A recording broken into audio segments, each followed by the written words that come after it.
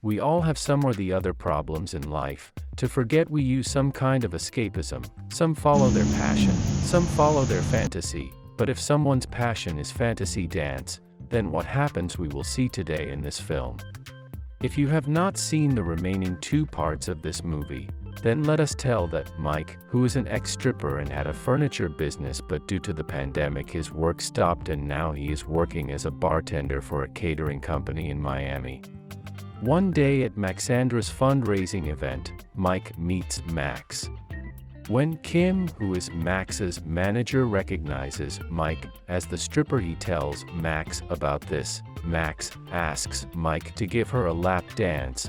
Mike tells her that he is 40 years old and retired now, but Max pushes and he agrees or entertain Max with his lap dance. It was so passionate that they both couldn't stop themselves from coming near each other. Max has forced Mike for lap dance, because of which Mike has demanded $6,000 from her, but this morning when she is giving the money, Mike refuses. Max asks Mike to come with her to London. Mike also has nothing much to do here, so he agrees to go to London with Max. In London, Max has a Radigan theater which has been given to her by her ex-husband, Roger, as a divorce settlement. Max pauses the current theatrical production, Isabelle Ascend, for a month and asks Mike to choreograph a special dance for the production. Max is talking with Mike about this project with so much excitement and passion. Her daughter, Sadie, doesn't really trust Mike, so by hearing the conversation she says to Mike that every year her mother finds something to reinvent herself. Now auditions are going on for Mike's show, so that the best dancers can be found. Their Isabelle Ascend actress also comes, who wants to participate in auditions, seeing which Max gets a new idea for her show. That how they can make the show in a way that it reaches the audience with new and original content, so they cast the actress. Max has brought Mike to dinner with her London friends, but Mike is feeling very uncomfortable among strangers as he has started liking Max but feels that Max doesn't like him and he's only brought to London for work. When they're returning, Max tries to get intimate with Mike in the car, but he refuses, because of which Max is very angry, and she becomes extremely critical of his dancing the next day. Max and Mike wants their audience to have a real-time fantasy experience on stage. That's why they're making temporary extensions in the stage, but they get threatened by the city of Westminster for sanctions, saying they're trying to change the historical building without any prior approval. Now they needed permission to reopen the theater and work there, which they don't understand from where to get it. But then they met the board member Edna, who lives a very simple and lonely life. By impressing her, they try to explain their work and get permission, for which they send 10 boys in the bus in which Edna used to travel, who impress her with their flirty dance moves, and she gives them permission.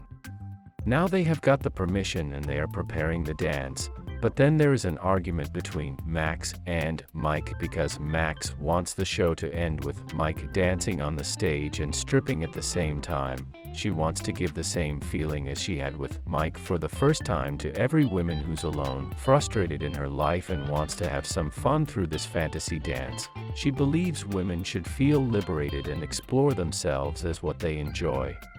But Mike doesn't want to do that. He's retired and doesn't want to go on stage to do stripping. Before Max and Mike can properly focus on their show gets shut down again, and this time it was Max's ex-husband, Roger, who tells Max that she has got this theater in divorce settlement on this condition that she does not defame the family of Roger in any way, but due to such fantasy stings, he and his family will be defamed. Now Max gives up hope of continuing the show, so she tells Mike to go back to USA, but her daughter, Sadie, and Mike wanted to help her to reopen the theater and the show, so they secretly plan. Sadie uses her mother's contacts to get permission for the show and gets it on a condition that it will not be open to the general public but only for invited people.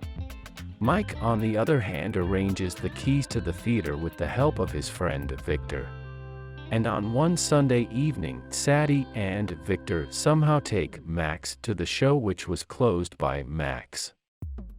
Roger was also invited to that show. The show begins with Isabel's ascend act, in which the lead character had only two life choices, either to marry a rich man for money or a poor man for love, but this time in this act has a new and refreshing twist, addressing which the lead actor says, why women should have only two choices for how they want to live their lives. We should have as many choices as we can afford. Why should anyone else tell us how to make life choices? We will make our own life choices, with which real performance starts. In which the boys standing with Isabel start dancing while stripping their formal clothes, and one by one other dancers also join them. One by one sexy dances are happening in the whole show, but now the most sexiest and adult dance was about to happen, so Mike makes sure that Roger takes Sadie out of that show. 3 people in the audience were entertained with a lap dance, and Mike recreates his lap dance moment that was with Max. The show goes great. Mike is looking for Max after the show ends. He tells her that he loves her, they kiss. And this movie ends with the message that dance and fantasy is an art that gives freedom, liberation to people, and does not differentiate between anyone, regardless of the race and gender of those who enjoy it. If you like this video, then don't forget to like the video and subscribe to the channel, and do tell us in the comments section how did you like this movie.